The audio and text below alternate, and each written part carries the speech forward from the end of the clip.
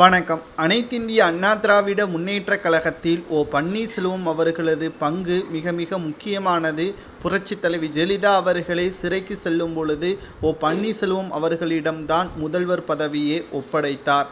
ஆனால் தற்பொழுது எடப்பாடி பழனிசாமி அவர்கள் தன்னுடைய பதவியை தக்க வைத்து கொள்ள வேண்டும் என்பதற்காக எடப்பாடி பழனிசாமி அவர்கள் ஓபிஎஸ் அவர்களை கட்சியிலிருந்தும் நீக்கியுள்ளார். குறிப்பாக பொதுச்செயலாளர் பதவியை பயன்படுத்தக்கூடாது என்று உயர் நீதிமன்றம் உத்தரவுகளை பிறப்பித்திருக்கக்கூடிய நிலையில் கடந்த 2 ஆண்டுகளாக எடப்பாடி பழனிசாமி அவர்கள் பொதுச்செயலாளர் பதவியை பயன்படுத்தியதற்காக மன்னிப்பும் கேட்டுள்ளார். தற்பொழுது இணை ஒருங்கிணைப்பாளர் பதவியை மட்டும்தான் எடப்பாடி பழனிசாமி அவர்கள் பயன்படுத்த வேண்டும் என்று உயர்நீதிமன்றம் தற்பொழுது அறிவுறுத்தியுள்ளது. இந்த நிலையில்தான் பன்னீர்செல்வம் அவர்கள்தான் ஒருங்கிணைப்பாளர். ஆனால் அவர் தற்பொழுது அதிமுகவில் இருந்தால் தங்கள் அனைத்து அதிகாரங்களையும் முழுமையாக பயன்படுத்த முடியாது என்ற ஒரே ஒரு காரணத்தினால்தான் தற்பொழுது எடப்பாடி பழனிசாமி அவர்களை கட்சியிலிருந்து முழுமையாக அவரது ஆதரவாளர்களையும் நீக்கியுள்ளார். இது தனிப்பட்ட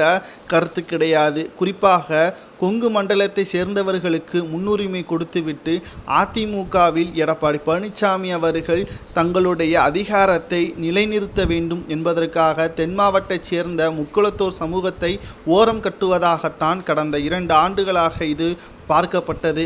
தேவர் ஜெயந்தியில் கூட எடப்பாடி பழனிசாமி அவர்கள் பெரும் படையுடன் தான் வருவார். காரணம், அவரது உயிருக்கு எந்த ஒரு ஆபத்தும் வந்துவிடக்கூடாது என்பதற்காகத்தான். ஏன் ஆர்பி உதயகுமார் அவர்களே தென் மாவட்ட நிர்வாகிகள் ஆதரவுகள் இல்லாமல் திணறியபடி போலீஸ் பாதுகாப்புடன் தான் தென் மாவட்ட நிர்வாகிகள் அனைவருமே எதிர்க்கக்கூடிய வகையில்தான் ஆர்பி உதயகுமார் அவர்களது செயல்பாடுகளும் அமைந்திருக்கிறது.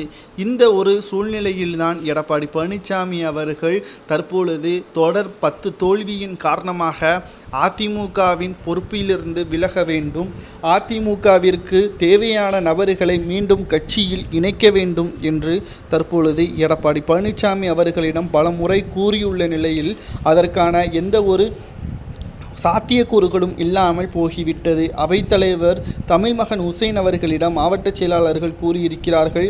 இதன் மூலமாக அதிமுகவில் மீண்டும் ஓபிஎஸ் அவர்கள் இணைவார் என்றும் கூறப்படுகிறது.